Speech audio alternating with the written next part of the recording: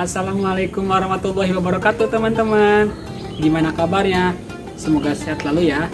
Nah teman-teman, ketemu lagi nih bersama Kak Vicky di mata pelajaran Pendidikan Agama Islam. Nah hari ini kita akan melanjutkan materi mengenai Rasul Ulul Azmi. Nah kira-kira siapa aja nih yang termasuk Rasul Ulul Azmi? Ada yang tahu? Yuk kita sama-sama simak videonya. Kita semua pasti tahu bahwa manusia diciptakan untuk beribadah kepada Allah. Lalu bagaimanakah cara beribadah kepada Allah? Allah mengutus para nabi dan rasul agar mengajarkan kepada kita cara beribadah kepadanya. Nah, teman-teman tahu tidak perbedaan nabi dan rasul itu apa?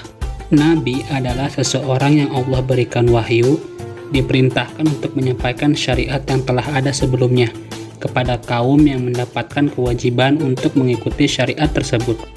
Sedangkan Rasul Allah adalah seseorang laki-laki yang menerima wahyu untuk dirinya sendiri dan berkewajiban menyampaikan wahyunya kepada umatnya. Jumlah Nabi dan Rasul. Jumlah Nabi ada kurang lebih 124.000. Sedangkan jumlah Rasul kurang lebih ada 313. Nah, yang wajib kita ketahui sebagai seorang muslim, jumlah nabi dan rasul hanyalah 25 nabi. Sedangkan jumlah Rasul Ulul Azmi ada 5. Sekarang kita bahas pengertian Rasul Ulul Azmi yang terdiri dari dua suku kata yaitu ulul dan azmi. Ulul artinya memiliki atau mempunyai, sedangkan azmi artinya teguh atau tekad yang kuat. Jadi bisa kita simpulkan bahwa pengertian Rasul Ulul Azmi adalah nabi dan rasul yang memiliki keteguhan, ketabahan, tekad, dan kesabaran yang luar biasa dalam menjalankan tugasnya atau menyampaikan ajaran Allah Subhanahu wa taala. Berikut nama-nama Rasul Ulul Azmi. Pertama Nabi Nuh alaihi salam, kedua Nabi Ibrahim alaihi salam, ketiga Nabi Musa alaihi salam, keempat Nabi Isa alaihissalam, dan yang kelima Nabi Muhammad Shallallahu alaihi wasallam yang biasa disingkat menjadi NIMIM. Kisah keteladanan Nabi Nuh alaihissalam. Nabi Nuh alaihissalam adalah keturunan ke-10 dari Nabi Adam alaihissalam. Ia mengajak manusia agar menyembah Allah Subhanahu wa taala dan melarang mempersembahkan diri kepada selain Allah. Tetapi manusia di masa itu tidak mengacuhkan seruannya. Seruan Nabi Nuh alaihissalam itu mereka sambut dengan cemooh dan ejekan. Selama 950 tahun, Nabi Nuh alaihissalam menyiarkan ajaran Allah Subhanahu wa taala. Umatnya tetap saja ingkar, termasuk anaknya sendiri yang bernama Kanan. Akhirnya Tuhan menurunkan kepada mereka siksaan berupa banjir besar. Hanya sedikit orang yang selamat dari banjir besar. Mereka yang selamat adalah para pengikut Nabi Nuh alaihi salam. Kisah teladan Nabi Ibrahim alaihi salam. Nabi Ibrahim alaihi salam adalah anak Azar, tukang membuat patung-patung untuk dijadikan sesembahan. Nabi Ibrahim alaihi salam hidup pada masa Raja Namrud yang zalim, musyrik, dan kufur. Nabi Ibrahim alaihissalam mengajak Raja Namrud dan kaumnya agar beriman dan menyembah Allah Subhanahu wa taala. Namun mereka tetap menolaknya, bahkan ayahnya pun menolak dan mengusirnya. Akhirnya dengan keberanian Nabi Ibrahim, ia menghancurkan patung-patung dan berhala yang mereka sembah. Atas perbuatannya itu, beliau ditangkap dan diikat di alun-alun kota, kemudian dibakar.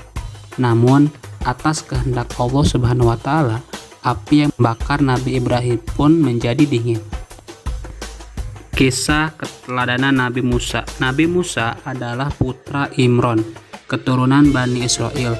Ia hidup pada masa Raja Fir'aun yang sangat zalim, mengaku dirinya Tuhan. Siapa yang tidak mau menuhankannya, maka orang itu akan dibunuh.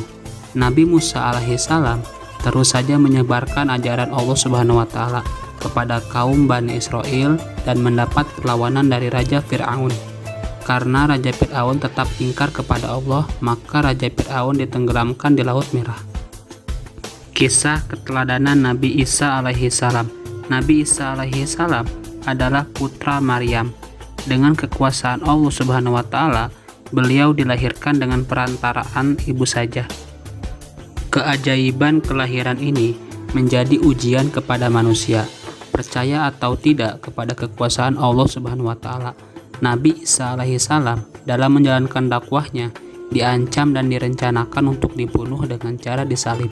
Namun Allah Subhanahu wa taala menyelamatkan Nabi Isa alaihissalam dengan cara diangkatkan ke alam gaib atau Mi'raj.